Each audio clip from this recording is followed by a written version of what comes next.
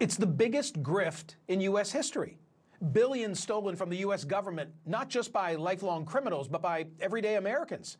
I'm talking about the federal COVID-19 relief aid intended to cushion the most devastating pandemic in a century. According to the Associated Press, fraudsters may have stolen more than $280 billion in COVID-19 relief funding. Most of the theft was obvious and simply done, at least in retrospect. In Georgia, a U.S. soldier awaits sentencing after admitting to stealing millions of dollars from the federal program after she illegally submitted more than 150 Payment Protection Program loan applications. A pastor in Florida went on the run after receiving more than $8 million from the government's COVID relief program for small businesses and nonprofits. His family filed paperwork falsely claiming that their ministry had over 400 employees and a monthly payroll of $2 million. And in California, a couple convicted after stealing more than $18 million in COVID relief loans to purchase 3 homes, diamonds, gold coins, luxury watches, expensive furniture, and other valuables. Alone, they read like one-offs, a successful heist by an opportunistic criminal, but these are not isolated cases. To date, the U.S. government has already charged more than 2,000 defendants with pandemic-related fraud and are still investigating thousands more.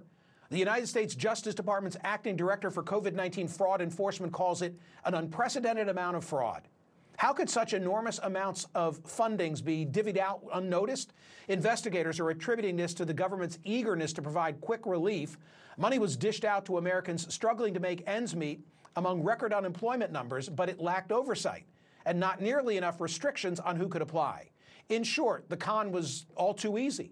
Joining me now to discuss is Richard Lardner. He's an investigative reporter for the Associated Press, where he co-wrote The Great Grift, How Billions in COVID-19 Relief Aid Was Stolen or Wasted. Richard, round numbers, how much money was pumped out and what percentage is believed to have been stolen or wasted? Well, Congress appropriated about $5.2 trillion, and presidents approved those bills. About the accounting that we have from the Pandemic Response Accountability Committee says 4.2 trillion of that has been spent. Some of this money has a longer tail on it to spend. Those numbers will be updated, but it's over $5 trillion in total that's been appropriated for COVID relief.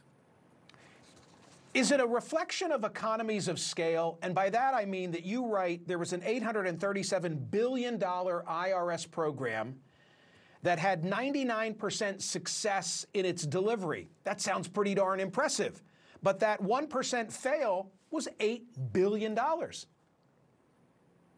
Yeah, I do think, as we went through these numbers, you can sort of become a little numb because some of these programs are so large. Hundreds of billions of dollars. Still, to us, and I think to most people, $8 billion is a lot of money.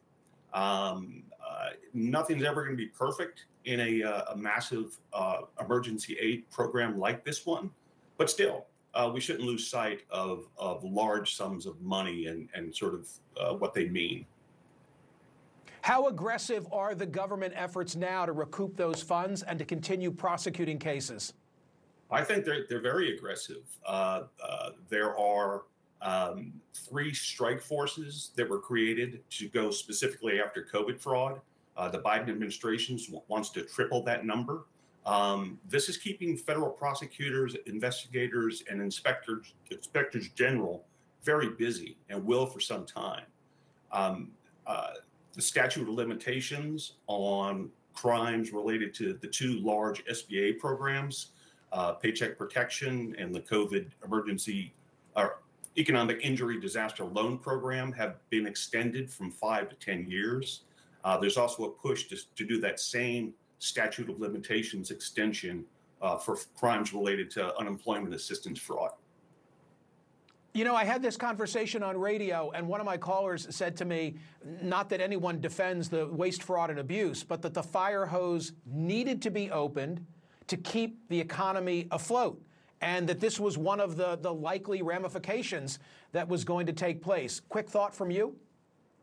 Well, I think that's right. I mean, this was a moment where businesses were shutting down, people were out of work, economies were in free fall, and Washington responded aggressively. and they wanted the money out fast. So the standard safeguards that normally protect federal money from going to the wrong people were lowered. But I think it's important that it takes people on the other side. There were people who took advantage of that during a public health crisis. You know, they saw an opportunity for an easy payday and they grabbed it. Yep. Horrible. By the way, congrats to you and your colleagues. I'm so glad you're on this case because it needs more attention. So thank you. Thank you. Quick social media reaction, Catherine. What do we have on the greatest grift of all time? A bungled pandemic response and an appalling misuse of money.